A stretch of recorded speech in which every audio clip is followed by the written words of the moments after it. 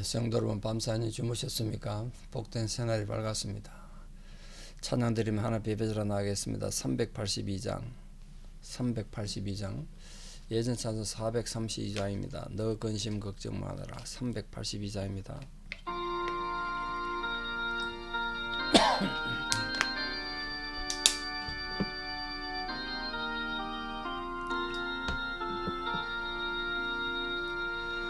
너 근심 걱정 말아라. 주 너를 지키리. 주 날개 밑에 거하라. 주 너를 지키리. 주 너를 지키리. 아무 때나 어디서나 주 너를 지키리. 널 지켜주시리. 어려워 낙심될 때에 주 너를 지키리. 위험한 일을 당할 때 주 너를 지키리. 주 너를 지키리. 아무 때나 어디서나 주 너를 지키리. 널 지켜주시리. 너을 것 미리 하시고 주 너를 지키리. 구하는 것을 주시며 주 너를 지키리. 주 너를 지키리. 아무 때나 어디서나 주 너를 지키리. 널 지켜주시리.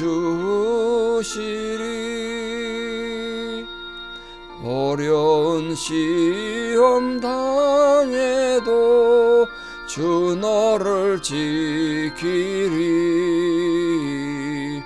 구주의 품에 거하라. 주 너를 지키리.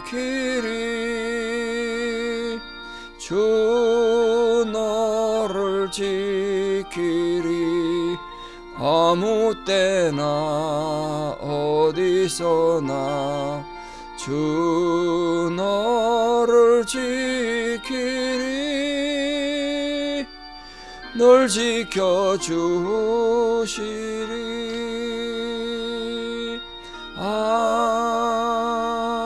아멘. 사도신경으로 우리의 신앙을 고백하겠습니다. 나는 전능하신 아버지 하나님 천지의 창조주를 믿습니다. 나는 그의 유일하신 아들 우리 주 예수 그리스도를 믿습니다. 그는 성령으로 잉태되어 동정녀 마리아에게서 나시고 본디오 빌라도에게 고난을 받아 십자가에 못 박혀 죽으시고 장사된 지 사흘 만에 죽은 자 가운데서 다시 살아나셨으며 하늘에 오르시어 전능하신 아버지 하나님 우편에 앉아 계시다가 거기로부터 살아있는 자와 죽은 자를 심판하러 오십니다. 나는 성령을 믿으며 거룩한 공교회와 성도의 교제와 죄를 용서받는 것과 몸의 부활과 영생을 믿습니다. 아멘. 2025년 5월 2일 금요일 새벽입니다. 하나님 주신 말씀 누가복음 20장 27절에서 40절입니다. 누가복음 20장 27절에서 40절 봉독에 올리겠습니다. 부활이 없다고 주장하는 사두개인 중 어떤 이들이 와서 물어 이르되 선생님이여 모세가 우리에게 써주기를 만일 어떤 사람의 형이 아내를 두고 자식이 없이 죽으면 그 동생이 그 아내를 취하여 형을 위하여 상속자를 세울지니라 하였나이다. 그런데 7형제가 있었는데 마지가 아내를 취하였다가 자식이 없이 죽고 그 둘째와 셋째가 그를 취하고 일곱이 다 그와 같이 자식이 없이 죽고 그 후에 여자도 죽었나이다. 일곱이 다 그를 아내를 취하였으니 부활 때에 그 중에 누구의 아내가 되리이까? 예수께서 이르시되 이 세상의 자녀들은 장가도 가고 시집도 가되 저 세상과 및 죽은 자 가운데서 부활함을 얻기에 합당히 여김을 받은 자들은 장가가고 시집가는 일이 없으며 그들은 다시 죽을 수도 없나니 이는 천사와 동등이요 부활의 자녀로서 하나님의 자녀임이라. 죽은 자가 살아난다는 것은 모세도 가시나무 뜰기에 관한 글에서 주를 아브라함의 하나님이요 이삭의 하나님이요 야곱의 하나님이라 칭하였나니 하나님은 죽은 자의 하나님이 아니요 살아있는 자의 하나님이시라. 하나님에게는 모든 사람이 살았느니라 하시니 서기관 중 어떤 이들이 말하되 선생님 잘 말씀하셨나이다 하니 그들은 아무것도 감히 더 물을 수 없음이더라. 아멘. 이 사두개인들은 부활을 인정하지 않았습니다. 기록된 전성, 그 중에도 모세오경, 모세율법만 인정하고 예언서들도 인정한 건 인정하는데 아주 무시했습니다. 그러다 보니까 육체의 부활과 죽은 이후에 내세 신앙을 인정하지 않았습니다. 사두개인들은 유대 사회에 아주 소수였는데 바리새인들에 비해서 아주 소수였지만 부유한 지배층이었습니다. 정치, 종교를 좌지우지한 거죠. 로마에 빌붙어 가지고 또 로마와 또 협력해서 이 대제사장을 가져가고 또 정치 지도자들도 되고 그런 일을 많이 했습니다. 이 사람들이 모세 율법은 인정하고 예언서는 부정하다 보니까 모세 율법 어디에도 부활에 대한 얘기도 없고 천사에 대한 얘기도 없고 영에 대한 얘기도 없다. 그러니까 뭐 부활, 천사, 영 이런 것들을 영적인 것들을 부정한 겁니다. 특히 이들은 하나님의 아담 하와에 주었던 자유의지를 굉장히 강조했습니다. 그러다 보니까 하나님의 섭리보다는 하나님의 섭리가 무슨 필요 있냐? 인간이 하나님이 받은 자유의지를 선택하면 된다. 이렇게만 생각한 거죠. 그러다 보니까 부활을 인정하고 영을 인정하는 바리새인들과 죄질 때는 같이 함께 죄짓긴 했지만 이 종교적 문제에서는 이렇게 대립을 했습니다. 왜? 바리새인들이 부활을 인정하니까요. 이게 사두개인들은 종교적이라기보다 상당히 정치적인 집단이 가까울 정도로 그런 한 집단이 됐습니다. 어쨌든 이 유대교 4대 종파 가운데 바리새인, 사두개인, SNF파 등등 있는데 그 한 종파가 됩니다만 정치적 집단이다, 이익 집단이다 그렇게 생각이 났겠습니다. 교회 안에서 성전에서 제사장 직분을 사두개인들이 갖고 있었거든요. 그러다 보니까 제사장 안에서 사고 팔고 하는 종교적인 이권을 다 가지고 있었습니다. 근데 자신들도 유대 종교 지도자들인 만큼 자신들의 종교적 권위와 위신을 내세우기 위해서 예수님께 지금 신학적 질문을 한 겁니다. 부활이 있느냐 없느냐. 자기들 진영을 가지고 진영의 정당성을 주장하다 보니까 진리를 가정하게 된 거죠. 진리를 가정하게 되면 정말 진리가 자기에게 오게 되면 진리를 대적할 수 없으니까 어쨌든 간에 불안하고 초조하고 이래서 궤변을 가지고 진리를 대항하려고 이렇게 합니다. 오늘 사두개인들도 이 궤변을 지금 말하는 건데 궤변. 오늘 이 사두개인들이 예수님에 대해서 공격하고 부활이 없다는 걸 증명하기 위해서 죽은 사람의 형제가 그 미망인과 결혼하는 신명기법이 있거든요.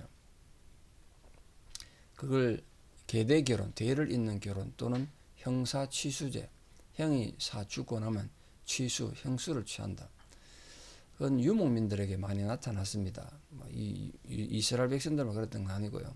우리나라에도 고구려 시대 때 형사취수제가 있었던 걸로 분명히 역사책에 기록되어 있을 정도로 부여도 그렇고 고구려도 그렇고 우리나라에도 그런 게 있었습니다. 그거는 형의 가족이 자식이 없다. 그러면 자식의 대를 잇는, 옛날에 대를 잇는 게 중요하지 않습니까? 그런 대를 잇는다는 형수와 결혼해서 자식이 태어나면 첫 번째 아들은 자기 자식이 아니라 형의 자식이 돼서 족보에 올라가고 그 대를 잇는 것, 그게 첫 번째 목적이고, 또 하나는 그 당시 고대 시대는 이 미망인들, 과부들이 종교적 또는 경제적 보호를 전혀 못 받았기 때문에 그렇게 결혼이라는 걸 통해 가지고 경제적으로 보호받고 종교적으로 보호받는 그런 목적이 있었습니다.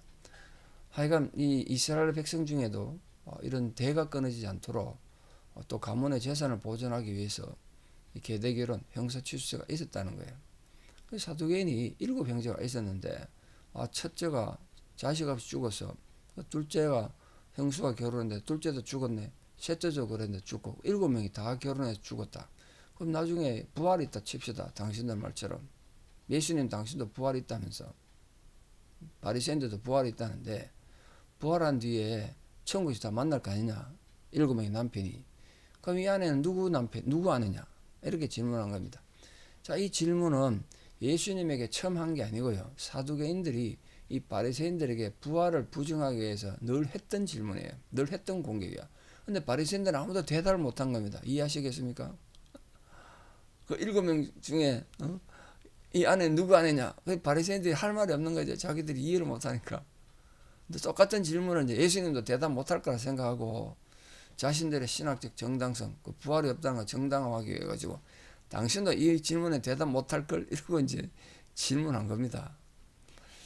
진리를 거슬리는 자들은 언제나 항상 자기들이 아는 자기들 수준의 작은 꼬투리를 잡고 와서 진리를 대적하려고 하지만 결국 진리를 제대로 모르니까 그런 어리석은 짓을 합니다. 예수님께서 부활에 대해서 어떻게 말씀하셨나 보십시오. 예수님은 인간이 죽고 난 뒤에 부활할 때는 지금 이 모습, 이 성정으로 성품으로 부활하는 게 아니다. 극단적 표현으로 천사 같은 존재, 천사와 동등으로 변하게 된다. 천사는 시집가고 장가가는 존재가 아니거든요. 이 세상의 삶과는 전혀 다른 천국의 삶, 하나님 자녀의 삶을 산다. 그게 부활이다. 근데 유대인들의 이 부활관을 보면 바리새인들은 부활을 믿긴 했는데 그 부활은 죽은 뒤에도 부활은 천국 가서 이 세상의 삶이 계속된다고 믿은 거예요. 그러니까 여기서 부귀영화를 누리는 것도 중요하고 결혼도 중요하고 중요했죠. 천국 가서 계속된다고 생각했으니까. 그게 이제 예수님이 말하는 부활과 전혀 다른 점입니다. 예수님은 결혼하고 자녀를 출산하고 직장 가지고 이런 개념들은 인간이 육체를 입고 있는 동안에만 한정된다는 거예요. 구원받은 자들인 죽은 후에 이 부활의 삶은 이 세상의 삶과는 완전 다르게 죽음이 없는 삶이에요. 죽음이 없는 삶. 그 불완전한 삶이 아니라 그때는 완전한 삶이 되는 거예요. 그럼 뭐가 필요 없냐? 결혼 제도가 필요 없는 거예요. 가정을 필요로 하지 않아요. 우리가 배우자가 필요하고 자녀가 필요하다는 건 뭘 의미하느냐 하면 인간이 그만큼 불완전한 존재란 뜻이에요. 불완전하니까 배우자가 필요하고 돕는 배필이 필요하고 가정이 필요한 거죠. 근데 천국 가면 필요 없다는 거야. 우리가 그때 천국 가서는 부부 관계는 부모 자식과의 관계가 전부 하나님 앞에 하나님 같은 자녀로 만나지 부부로 만나는 게 아니다. 지금 예수님 그걸 말한 겁니다. 사두개인들도 부활을 공격할 때 부활한 뒤에 삶이란 것이 이 땅의 삶이 계속된다고 생각했기 때문에 처음부터 부활에 대한 출발이 잘못된 거죠. 그들이 진리를 잘못 이해하는 자들은 출발부터가 자기들 스스로 오류를 범하고 오류 속에서 출발하기 때문에 절대로 진리를 이해할 수 없습니다. 예수님이 그거를 지금 설명하셨어요. 그러면서 하나님을 어떻게 설명하셨느냐? 하나님은 죽은 자의 하나님이 아니라 산 자의 하나님이시다. 이 무슨 뜻입니까? 사두개인들이 구약의 모세 율법을 근거로 지금 부활을 예수님이 공격했듯이 예수님께서도 하나님께서 하나님 자신에 대해서 증거하시고 증명하셨던 나는 죽은 자의 하나님이 아니라 산 자의 하나님이다. 하나님이 직접 말씀하신 그걸 통해서 부활의 신앙을 말씀하신 거예요. 아브라함의 하나님, 이삭의 하나님, 야곱의 하나님이란 말은 아브라함, 이삭, 야곱은 죽은 지 오래됐잖아요. 예수님 당시만 해도 벌써 2000년 전에 죽었어요. 그러나 그들은 죽지 않고 살아있다는 뜻이에요. 왜? 하나님은 죽은 자의 하나님 아니니까 살아있는 존재들의 하나님이니까. 그럼 아브라함, 이삭, 야곱이 죽어서 지금도 무덤이 있어요. 예루살렘 무덤이 있다고요. 그러나 그 무덤에 있는 육체는 죽었지만 하나님의 부활한 존재가 있다. 살아있는 존재가 있다는 거예요. 부활을 말씀하신 거예요, 예수님이. 예수님은 하나님의 이 하나님 존재 증거를 통해서 부활 사성을 증명하셨고 사두개인들의 공격을 물리친 겁니다. 인간의 죽음이 우리 인생에서는 세상이 끝나는 것하고 종말로 비칠지 모르지만 그 죽음이 결코 하나님과 우리의 관계를 끊는 건 아니다. 죽음 뒤에도 하나님과 관계는 계속되고 우리는 부활한 존재로 하나님 앞에 머문다. 왜? 하나님은 죽은 자들을 위한 하나님이 아니라 살아있는 자들의 하나님이니까, 산 자들의 하나님이니까. 그걸 가지고 부활의 정당성과 부활의 위대함을 말씀하신 겁니다. 그러니까 서기관들이 선생님 말씀 잘 하셨습니다. 아무도 더 묻는 사람이 없더래요. 그 예수님 그 앞에 누가 계속 그 공격을 하겠습니까? 그리고 우리 모든 성도님들 이 부활의 의미를 잘 이해하셔서 우리 성도님들 모두 부활의 신앙인으로 이후에 이 땅에서 삶이 계속되는 게 아니라 천국은 천국의 삶이 있다. 천국의 부활한 존재의 삶이 있다. 얼마나 기대됩니까? 그걸 기대하면서 오늘도 소망 가운데 살아가는 우리 모든 성도들 되시기를 축복합니다. 기도드리겠습니다. 하나님, 우리에게 부활의 생명과 영생의 소명을 주셔서 하나님 자녀로 부르신 은혜를 감사드립니다. 부활의 삶이 이 땅의 삶의 계속이 아니라 천국은 천국에서의 가치가 있고 천국에서의 삶이 있다고 오늘 주님 말씀하셨습니다. 이후에는 우리 모두가 천사처럼 변화되어 어떤 필요도 없고 어떤 불완전함도 없이 온전한 존재가 되어 하나님의 깊은 관계 속에 들어가는 복된 자녀가 될 것을 주님이 설명하셨습니다. 하나님은 죽은 자들의 하나님이 아니라 산 자들의 하나님이라고 말씀하시며 죽음에 이른 먼저 간 모든 믿음의 조상들 아브라함, 이삭, 야곱들처럼 살아서 하나님의 교제와 있다는 걸 기억하고 우리 또한 죽어도 영원히 살아서 하나님 앞에 천국 백성으로 산다는 것을 기억하게 하여 주시옵소서. 그러므로 우리 먼저 하늘나라로 간 우리 부모, 형제, 자식들이 죽어서 땅에 묻혀 한 줌 흙이 된 존재가 아니라 하나님 앞에 영원히 살아있는 존재라는 것을 기억하고 그곳에 감사와 기쁨을 발견하고 사는 거룩한 성도들 다 되게 도와주시옵소서. 이제는 부활의 증거가 되셔서 모든 죽음의 절망과 고통을 극복하게 하시고 부활하신 우리 주 예수 그리스도의 은혜와 하나님 아버지의 만극하신 사랑과 성령님의 위로 교통 역사하심이 오늘도 부활에 관한 이 주님의 귀한 가르침을 깨닫고 부활의 소망과 영생의 소망으로 살아가기를 결단하는 사랑하는 성도님들의 신앙의 고백 위에 또 원근각지 흩어져 살아가는 우리 사랑하는 모든 자녀들의 삶의 상황 위에 또 지금도 투병 중인 우리 노안으로 고생하시는 여러 어르신들 또 급해서 응급실에 가 계신 어르신들 또 투병 중인 모든 고난 가운데 있는 자들 위에 이제부터 영원토록 함께 하시옵기를 간절히 축원하옵나이다. 아멘. 여러분 오늘 하루도 믿음으로 승리하시고 내일 에베네셀 날입니다.